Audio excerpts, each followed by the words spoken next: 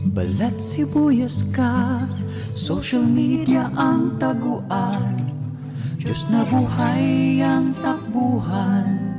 Ang pundasyon sa tamang pagtanggol, Tulfonatics Premium Vlog Starter Feeds. Siksik sa cloud chasing para lumaking mangmang, pabigat at palaging iyakin.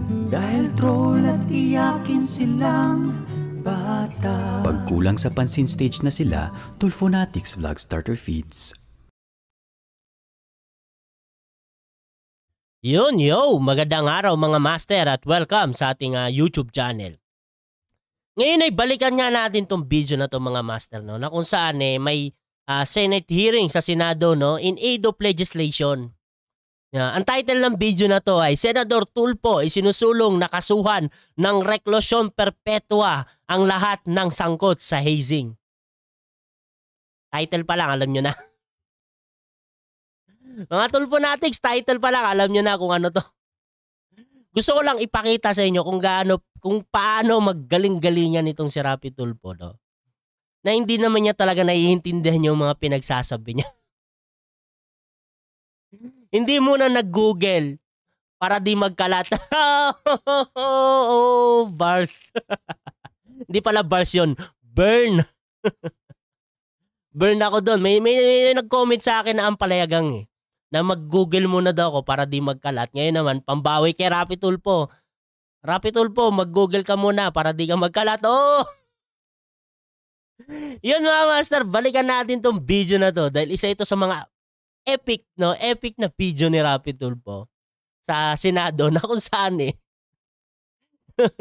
galing-galingan talaga, putik. O mga Tulfonatics, okay lang ba? No? First week pa lang ng taon mag-iyakan kaagad tayo. Ay nako, papakita ko lang sa inyo kung paano maggaling-galingan itong si Rapi Tulfo. Kasi meron din ako ipapakita sa inyo mga Tulfonatics, no? Na video na kung saan naman itong si Rapi Tulfo may sinabihan na isang abogada na bagito pa daw. Ang galing ni Rapi Tulfo, no? Ang galing niya magsabi ng ganun, pero sino ba talaga ang totoong bagito? O ito mga master, no? Simulan na natin to. Pero bago tayo magsimula, syempre shoutout sa inyong lahat at let's do this. The anti-hazing law is not enough.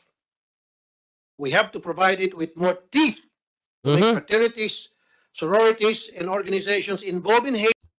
Ano sabi ni Rapi Tulfo? Wait lang, ulitin natin ng konti. The anti-hazing law is not enough. The anti-hazing law is not enough. Sabi ni Rapi Tulfo hindi daw bang enough?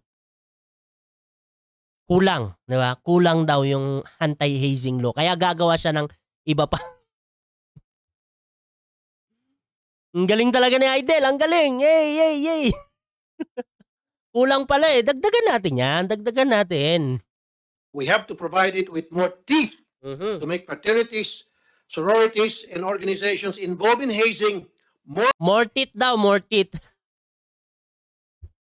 Di ba kung sino pa nakakatanda, no? May sinabi si Rapi Tulfo, no? Correct me if I'm wrong sa pagkakasabi niya, no? Na siya daw yung pwedeng maging ngipin ng batas. Ang galing, ang galing. Pero yung batas pala hindi niya naiintindihan, no? Ayaw niya nga sa due process, Di ba? Matagal daw. more responsible and to make those who had a chance to prevent these deaths liable. And it is hard to hold these people liable because these types of organization are shrouded in secrecy in a bond that dictates outright blind obedience to their seniors and masters. Madami po sa ating anti-hazing law ang hindi naman talaga nasusunod. Marami daw sa atin yung anti-hazing law na hindi daw nasusunod. Ibig sabihin may batas na for the anti-hazing. Di ba? Ang written notice sa school na may hazing ay hindi naman talaga po ginagawa. At alam po na hindi daw ginagawa. Pero Idol, merong anti-hazing. Di ba? Hindi nga lang ginagawa. Di ba? Parang yung tawag nito, Yung ano, ito naman wala naman talaga, no, yung anti-slap law. 'Di ba? Anti-slap law wala sa atin. Wala sa Pilipinas yung anti-slap law. Meron lang sa ano, sa anong tawag doon? Sa nature lang. Hindi ko maalala kung ano yung exactly na word, no, pero parang sa kalikasan, sa nature lang siya nag-a-affil yung yung anti-slap law, 'di ba? Pero yung para sa tawag nito, anti-slap law para sa cyber libel, walang ganon, 'di ba? Pero merong slap suit dito sa atin. Sa Pilipinas, 'di ba tinatanggi nila na wala daw? Kasi wala pa daw anti-slap suit. Wala pa daw anti-slap law. Putik na logic.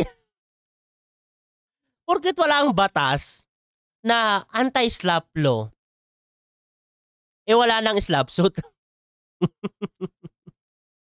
Basta napanood ko to kasi kay Kayo eh. Naiintindihan ko na naman din kaagad yung patungkol doon eh. Kung ano yung patutunguhan ng ano doon eh. Pero parang hindi kasi naiintindihan ng kabila. 'Di ba? Na sinasabi nila na wala daw na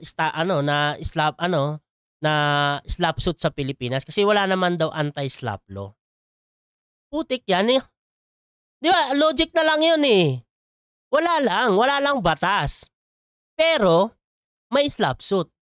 'Di ba? Anong ibig ba sabihin ng slap suit? Ganun lang 'yun eh. 'Di ba? Para patahimikin, 'di ba? Yung kritiko mo. Gagawan mo ng kaso, imbentong kaso. 'Di ba? Ganun yung slap suit, 'di ba? Oh. Para mawala yung slap suit. Para hindi ma-slap suit yung isang tao, anong gagawin? 'Di ba? E di gagawa ka ng batas na anti-slap law. 'Di ba ganun lang 'yun? Ito din kay Raffy Tulfo. Yung anti-hazing.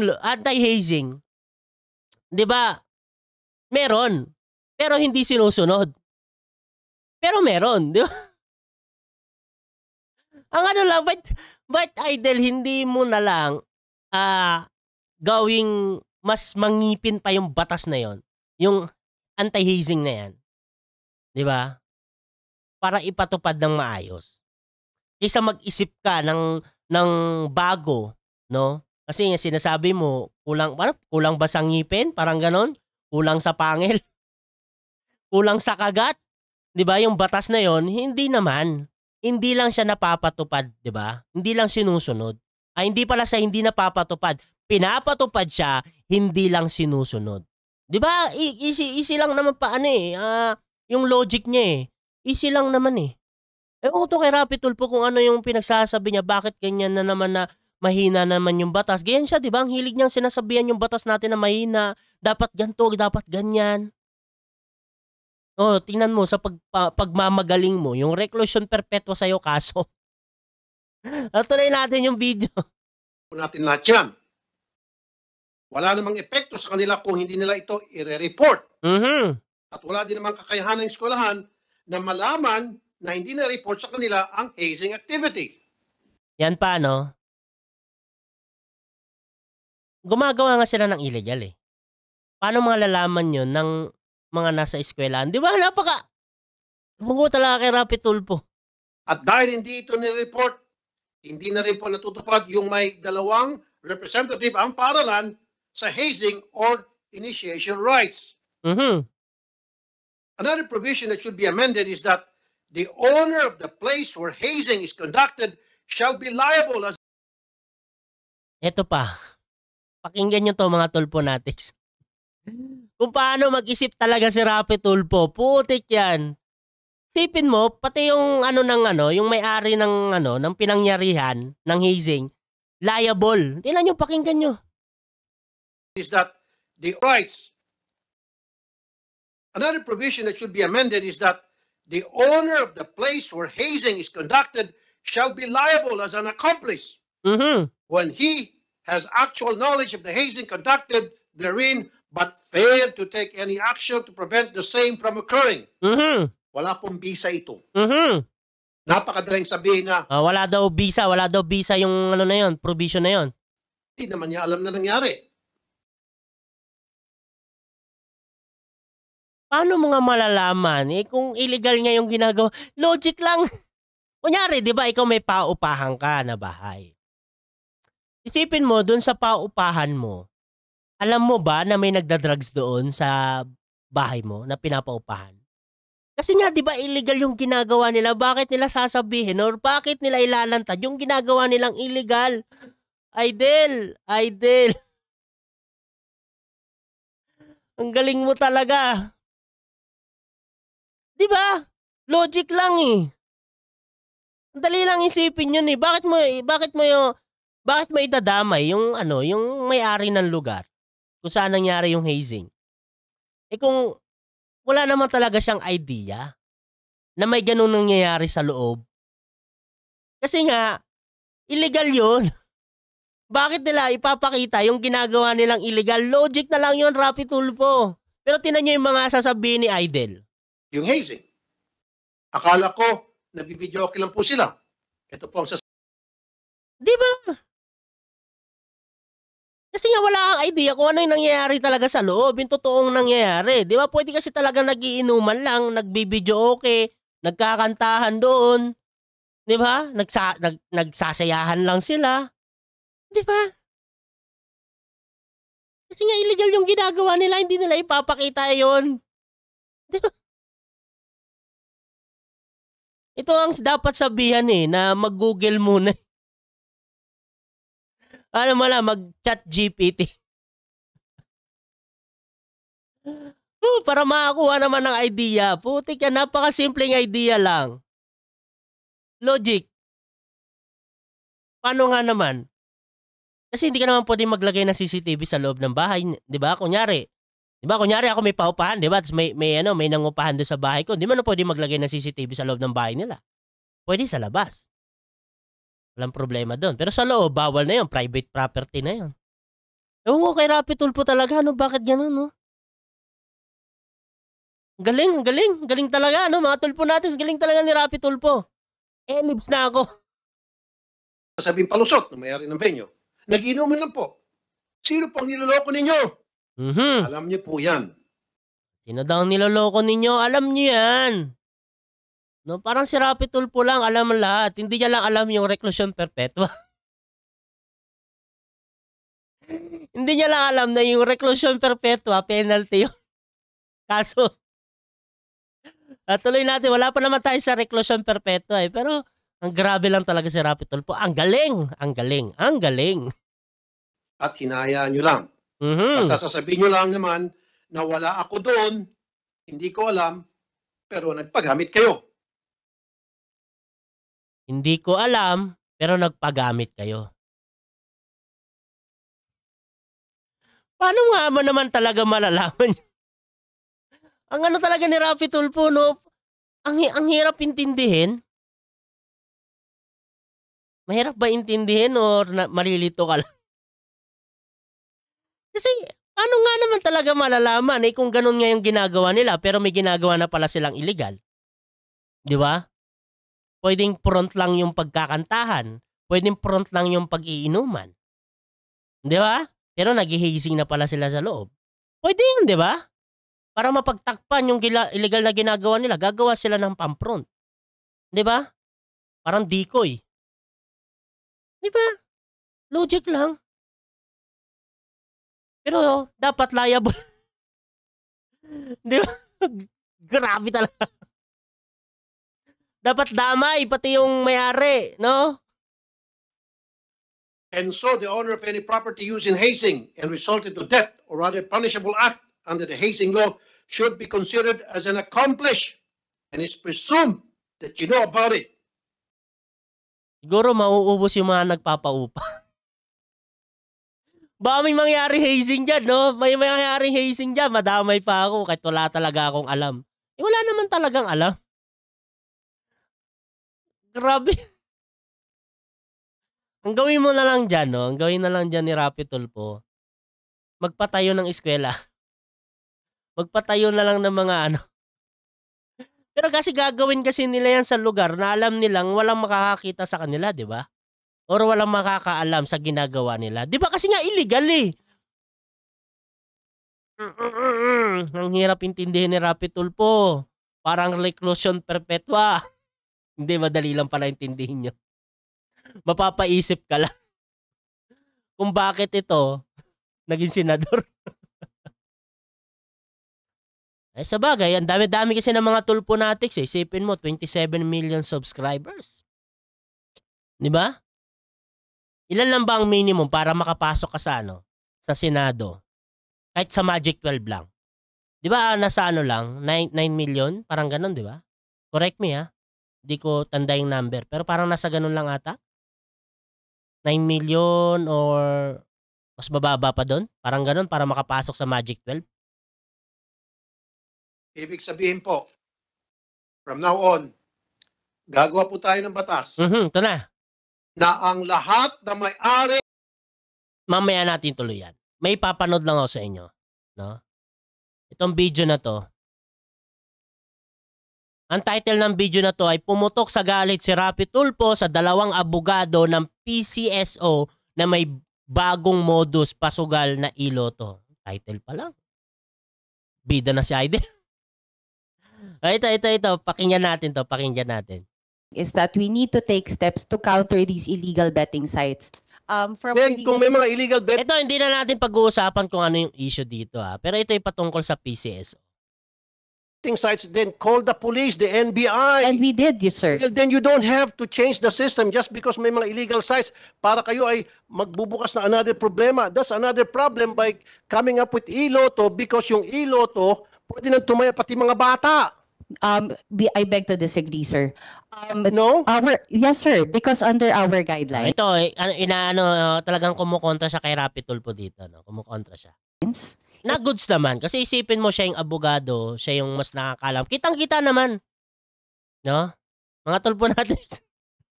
Wala dapat tayong pagtatalunan dyan, no? Alam naman natin na mas angat itong si abogado kaysa dito kay, kay Rapi Tulfo. it is required that a KYC procedure will be undertaken strictly before any bettor can access our platform. So the KYC that our platform has would require a potential bettor to submit 2 valid government IDs and a face scanning system.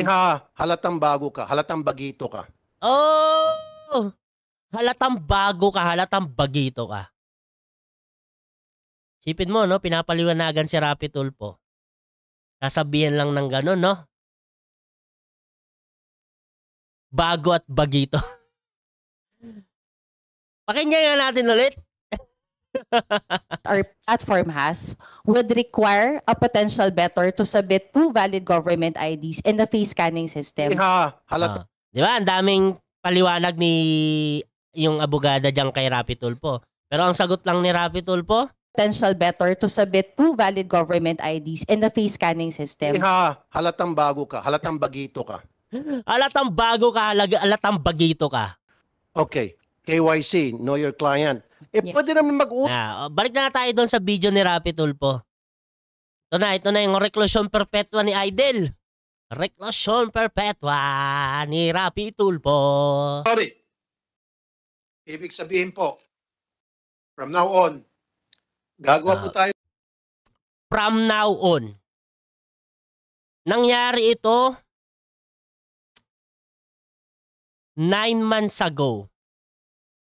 Mga Tulfonatics, tanong ko sa inyo, nasaan na yung reclusion perpetua ni Rapi Tulfo? Ito pagbigyan na natin si Aidel. Pagbigyan na natin si Rapi Tulfo. Pagbigyan na natin yung mga Tulfonatics. 'Di ba? Okay, sige, nagkaroon ng reclusion perpetua na kaso. Ang tanong natin, ano ang penalty ng reclusion perpetua?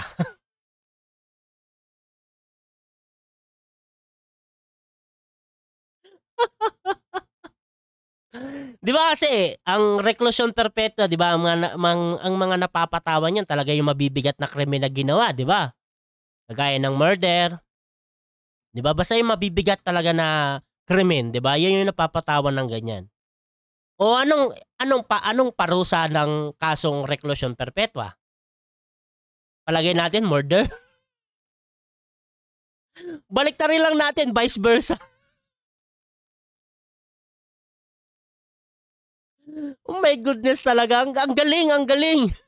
Ang galing talaga ni Rapi Tulfo. Ng batas na ang lahat na may Tapos no sa ano no doon sa abogada no na mas angat naman talaga pagdating sa knowledge lalo na sa batas. Sasabihan niya ng halatang bago ka pa lang, bagito ka pa. 'Di ba? Grabe lang, Pero tingnan niyo 'tong mga Tulfonatics, tingnan niyo si Rapi Tulfo kung gaano siya kabagito. Hindi ko alam kung saan Pilipino ba talaga? Kasi wala pa akong gaano alam sa batas pero alam ko na yung reclusion perpetua na yan kasi naririnig ko na yan dati pa 'Di ba? Na hindi yung kaso kundi penalty. Pero hindi ko alam bakit nasabi ni Rapi Tulfo to. Ang galing, ang galing. that you know about it. Ibig sabihin po, from now on, gagawa po tayo ng batas na ang lahat na may-ari ng venue at nag-facilitate doon sa initiation ay mananagot at kakasuhan ng reclusion perpetua pag may nangyaring hazing.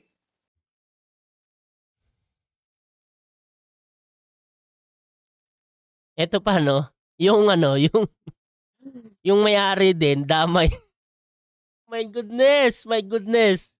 Buti na lang talaga hindi nagawa yan, Madami sinasabi si Rapi Tulfo, tas hindi naman talaga nakagawa. At ito, maganda naman na hindi niya nagawa kasi hindi talaga maganda.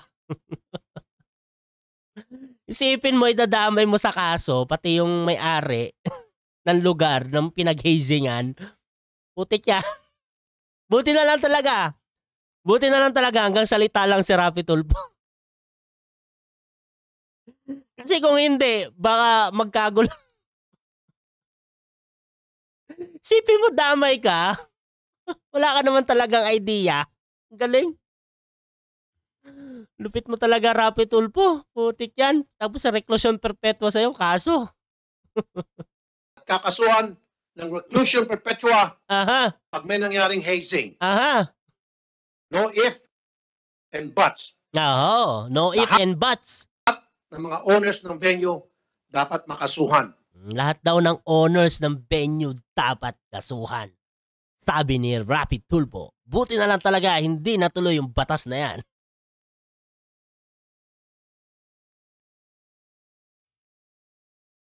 Buti na lang talaga hindi nakagawa si Rapi. Kasi kung nakagawa si Idol, kawawa, putik yan, wala kang kay idea, damay ka sa kaso. At maging ng mga nag-facilitate.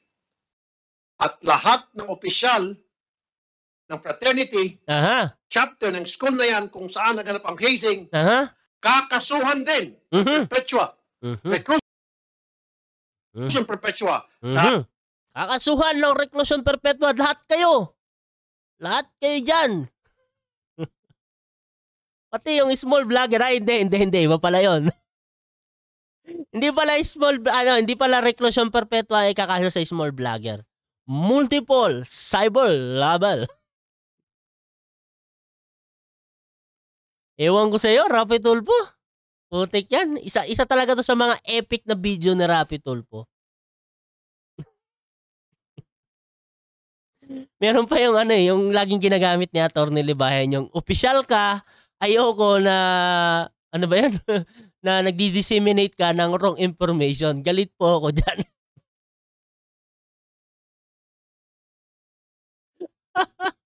Ang dami talagang epic video tong si Idol ang putik. To the moon Oh my goodness. Talaga, mga Tulfonatics, ang galing talaga ng puon nyo. Lahat damay-damay sa kaso. Buti na lang talaga hanggang salita maliban sa mga small vlogger. Hindi hanggang salita si Rapi Tulfo doon. Nagkaso talaga. Pero yung mga gagawin niya, 'di ba, na mga batas, wala naman nangyari. Puro salita. Buti na nga lang puro salita lang kasi katawa-tawa talaga tayo pag ganyan. Dahil hindi magaganap ang isang initiation pag walang go signal o hindi alam ng mga heads ng chapter na yan o heads ng mga school na yan. Pero dapat naman talaga walang hazing. Hindi ko naman sinasabi no na wag pigilan. Dapat naman talaga wala. Wala dapat talagang ganyan. Kasi nga may namamatay eh.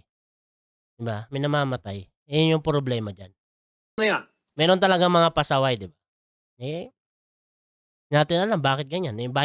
Paano ba naman talaga mapipigilan niya illegal nga, 'di ba? Parang pagda-drugs lang 'yan. 'Di ba? Paano mo siya mapipigilan may gusto ngang gumawa ng illegal, ng hindi maganda, 'di ba? Ganoon lang 'yon. Pero dapat talaga wala. Hindi mangyayari ang isang initiation kung hindi dumaan sa permiso ng mga heads ng mga fraternity.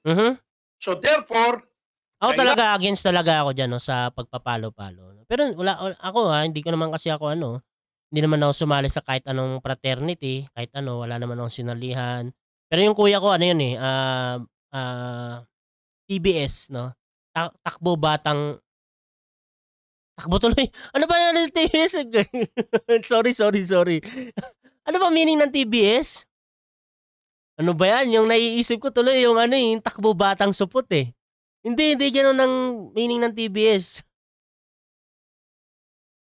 Nakalimutan ko. Nabasa si Kuya TBS yon. Ang paso nila sa ganto ng sigarilyo dito yan. Ang parang anong tawag nito yung parang initiation, suntukan. Kasi nandun ako noon kaya alam ko yon no. Ewan ko lang kung sa ngayon pero matagal na kasi yon. Sobrang tagal na yon. Putik bata pa lang. Grade 3 pa lang ata ako noon no. Ang ginawa nila para makasali si Kuya, nakipagsuntukan siya doon sa isa sa mga TBS na suntukan sila hanggang hindi ko alam kung ilang minuto lang.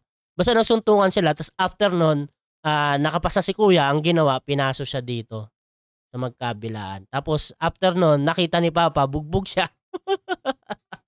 Dalawa pa sa niya kasi nakita, magayong mukha Tapos may paso. Yari ka. Hindi ko alam kung dalawang kamay Hindi ko alam kung dalawang kamay ba dito. Dito lang ba? Hindi ko na matandaan no, sobrang tagal na. Pero TBS si Kuya, 'di ba? Ganun yung parang initiation nila, suntukan. Parang ano daw para makita ko matapang ka ba talaga, 'di ba? Pero ako nga against ako sa ganyan. Bakit kasi kailangan pansaktan, 'di ba? Kailangan pag may nangyaring hazing, lahat ng opisyalis automatic kasuhan ng reclusion perpetua pag may naganap na hazing. Reclusion perpetua pag may naganap na hazing. Ito mga tulponatics. Ang palayagang, sabihan nyo si Rapi Tulpo mag-google muna bago magkalat para mawarningan nyo. Para mawarningan nyo para di siya magkalat. Buti na lang talaga hindi nangyari yung batas na yan. Yung reclusion perpetua na yan. As simple as that. Medyo brutal nga po. Pero I think this might serve. Hindi medyo brutal, Rapi Tulpo. Brutal talaga. Sipin mo, pati yung may-ari ng venue, damay sa kaso. Brutal talaga yun. As a deterrent, one way or the other, para matigil na po itong tinatawag na hazing.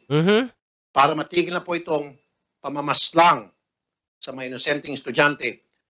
Tama naman talaga. Dapat talaga matigil na yan. Yun yung natin dyan. Pero dapat itama din. Diba? Itama din yung mga gagawin yung batas. Pero meron ng anti-hazing Hindi siya hindi tinutupad. Hindi lang sinusunod. Pero meron, Rapi Tulpo. Diba?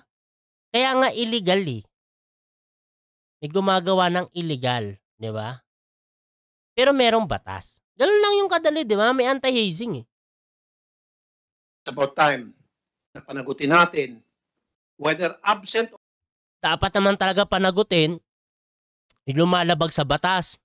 'Di ba? Pero ayusin mo naman yung paggawa mo ng batas. Makatao naman sana. Putik yan. Parang na tayo niyan Parang sa yung sa North Korea, 'di ba? Yung kasalanan ng isa sa pamilya nila damay yung buong angkan. 'Di ba may ganun batas ang North Korea, 'di ba? Parang gano'n na tayo pag ganyan, Rapi Tulfo. O present ang mga opisyal ng fraternity na naganap na hazing, they should be held accountable, reclusion perpetua, no ifs, no buts. Ganon din po sa mga may-ari ng venue.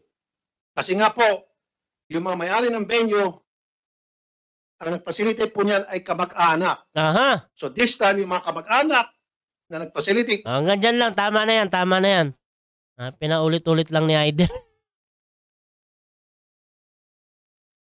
Diyos ko talaga, no? Tapos gustong gawing presidente ng mga Tulfonatics, no? May lumalabas na nga na na tawag nito na survey, nangunguna si Idol eh. Tapos ganyan lang yung yung kalidad. Reclusion perpetua, hindi alam na hindi yun kaso kundi penalty. Tapos isipin mo sa kaso na yun lahat damay. Pati yung pinangyarihan ng venue ng may-ari nun, yung may-ari nun, damay sa kaso ng reclusion perpetua. Oh my goodness, ang galing mga Tulfonatics. Ang galing talaga ni Idol, putik yan. My goodness, buhay talaga ng Pilipino. Yun mga master, hanggang dito na lang yung video natin at maraming salamat sa nanood ng ating video at ingat po kayo palagi. God bless. Babush.